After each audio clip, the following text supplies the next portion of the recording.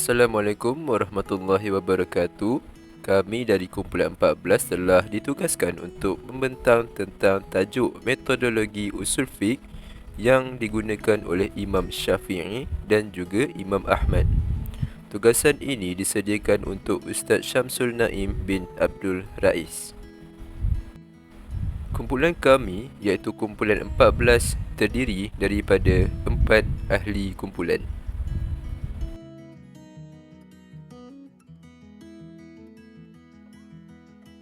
Assalamualaikum warahmatullahi wabarakatuh. Nama saya Siti Natasha binti Sasan, nombor metrik 284827.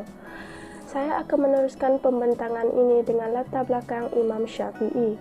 Muhammad bin Idris bin Abbas bin Uthman bin Syafi'i bin Sa'id atau dikenali sebagai Imam Syafi'i adalah ahli fikih Islam yang terkemuka. Imam Syafi'i berasal dari keturunan Arab Quraisy. Beliau dilahirkan di kota Gaza, Palestin pada bulan Rejab tahun 150 Hijrah bersamaan dengan 757 Masihi. Imam Syafi'i seorang anak yatim yang tidak mempunyai ayah dan hanya dijaga oleh ibunya. Beliau dibawa oleh ibunya ke Hijaz, Mekah ketika berumur 10 tahun. Sejak kecil lagi, beliau sudah mempelajari dan mula menghafal Al-Quran. Ketika berumur 10 tahun, beliau mula belajar dan mengingati kitab Al-Muwatta yang dikarang oleh Imam Malik. Imam Syafi'i menimba ilmu bukan sahaja di Mekah, malah berhijrah ke banyak tempat seperti Madinah, Yaman, dan Iraq. Kesungguhan Imam Syafi'i dalam menuntut ilmu dari pelbagai guru di pelbagai tempat amat tinggi. Beliau sentiasa menghormati guru-gurunya, tidak kira ilmu tersebut banyak atau sedikit. Imam Syafi'i menghidapi penyakit puasa yang akhirnya beliau telah menghembuskan nafas terakhir di Mesir pada 204 Hijrah ketika beliau berusia 54 tahun.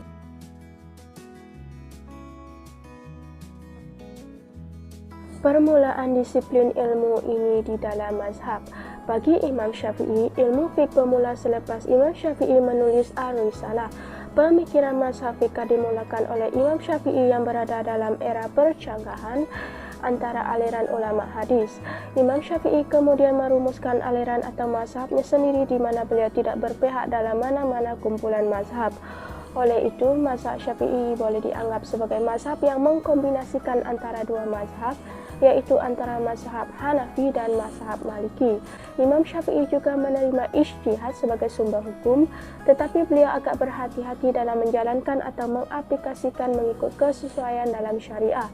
Beliau mengaplikasikan hukum-hukum ini hanya untuk kes-kes tertentu di mana perkara tersebut gagal mendapat petunjuk dalam kitab Al-Quran, As-Sunnah atau Ijma'. Jelas sekali apabila kitab atau sunnah memberikan penyelesaian undang-undang kepada masalah tertentu, tiada kesimpulan diperlukan. Tetapi apabila timbul kes baru yang mana teks tidak memberikan penyelesaian yang jelas, pelaksanaan ijtihad menjadi bukan sahaja perlu tetapi wajib. Dalam setiap penghujahan yang dilakukan oleh Imam Syafi'i amat menegaskan berkaitan sumber Al-Quran dan sunnah Nabi Muhammad SAW dalam penentuan atau justifikasi terhadap hukum. Assalamualaikum warahmatullahi wabarakatuh. Nama saya Muhammad Danish bin Abdul Haris. Nombor metrik saya ialah 284907 dan saya daripada aliran kewangan dan perbankan Islam. Saya akan terangkan tentang sejarah atau latar belakang Imam Ahmad bin Hanbal. Nama sebenar beliau adalah Ahmad bin Muhammad bin Hanbal. Beliau lahir di Baghdad dan tarikh lahir beliau adalah 164 Hijrah bersamaan dengan 780 Masihi. Beliau merupakan pengasas kepada mazhab Hambali. Beliau berasal daripada keluarga yang miskin dan merupakan anak yatim sejak beliau masih kecil. Imam Ahmad mengambil upah daripada menjahit, menjual baju, mengutip gandum untuk menampung keperluan hidup beliau. Ketika Imam Ahmad berusia 15 tahun, beliau menuntut ilmu hadis di Baghdad, Kufah, Mekah dan Madinah. Imam Ahmad bin Hanbal menuntut di Baghdad dan kemudiannya menggembara untuk meluaskan pengetahuan dan ilmunya. Beliau amat tertarik dengan pengajian hadis dan mengembara ke seluruh pelosok Iraq, Syria dan Semenanjung Arab untuk mempelajari ilmu agama dan mengumpul hadis.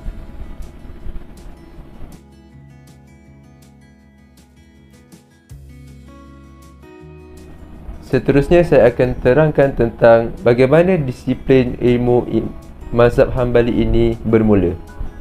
Imam Ahmad bin Hanbal merupakan pengasas kepada mazhab Hambali yang merupakan salah satu daripada mazhab Ahli Sunnah wal Jamaah yang berpegang teguh kepada ajaran Islam, iaitu Al-Quran dan As-Sunnah. Mazhab ini muncul di Baghdad pada akhir abad ke-2 Hijrah dan awal abad ke-3 Hijrah. Seterusnya adalah kaedah Imam Ahmad menentukan hukum. Imam Ahmad menentukan hukum Islam adalah melalui Al-Quran dan As-Sunnah yang sahih. Apabila beliau menyumpai nas dengan jelas dan nyata sama ada di dalam Al-Quran atau Al-Hadis yang sahih, maka Imam Ahmad akan menetapkan hukum Islam dengan nas tersebut. Imam Ahmad akan menetapkan hukum Islam melalui fatwa para sahabat Rasulullah SAW jika Imam Ahmad tidak menemukan nas yang jelas di dalam Al-Quran dan Hadis.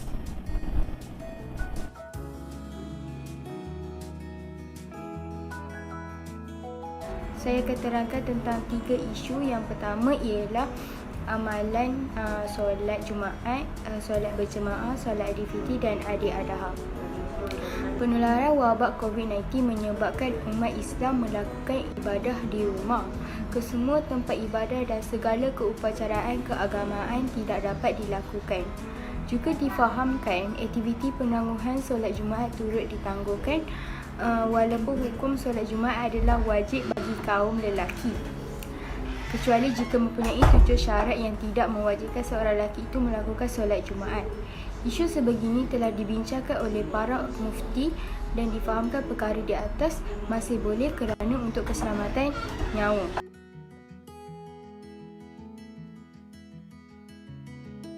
Okey, isu yang kedua pula ialah penangguhan jemaah haji untuk melakukan haji di Mekah. Semasa penularan COVID-19, kerajaan negeri Arab telah memilih untuk mengehadkan bilangan jemaah yang akan menunaikan haji dan mengutamakan kepada penduduk yang berada di Arab Saudi sahaja. Arab Saudi terpaksa membuat keputusan sebegini untuk memastikan keselamatan nyawa penduduk dan mengurangkan penularan COVID-19. Di Malaysia juga, kerajaan telah menangguhkan penghantaran jemaah haji. Keputusan ini berdasarkan fatwa bahawa kini tiada vaksin tersedia untuk penyebaran COVID-19 yang telah meragut ramai nyawa di seluruh dunia. Haji merupakan rukun Islam yang kelima, berkait rapat dengan syarat-syarat isti'ah atau kebolehan mengerjakan haji dari segi kesihatan, keselamatan, kebenaran ke tanah suci dan kewangan, tanpa kemampuan melakukan perkara-perkara yang ditentukan. Kriteria istiqah tidak terpenuhi untuk mewajibkan kita mengerjakan haji menurut hukum syarak. Baik rapat dengan syarat-syarat isti'ah atau kebolehan mengerjakan haji dari segi kesihatan, keselamatan, kebenaran ke tanah suci dan kewangan, tanpa kemampuan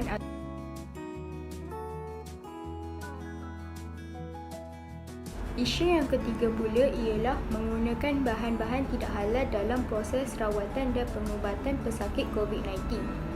Penggunaan vaksin juga telah menjadi isu di kalangan orang ramai kerana bahan-bahan yang ada di dalam vaksin tersebut. Ada yang mengatakan bahawa bahan-bahan dalam vaksin tersebut tidak halal, tetapi undang-undang Islam telah memberikan penjelasan bahawa penggunaan vaksin masih boleh digunakan walaupun vaksin bahan-bahan yang tidak tahu sama ada halal atau haram. Tetapi jika ia boleh membantu menyelamatkan nyawa dengan teknik-teknik yang betul, dibolehkan.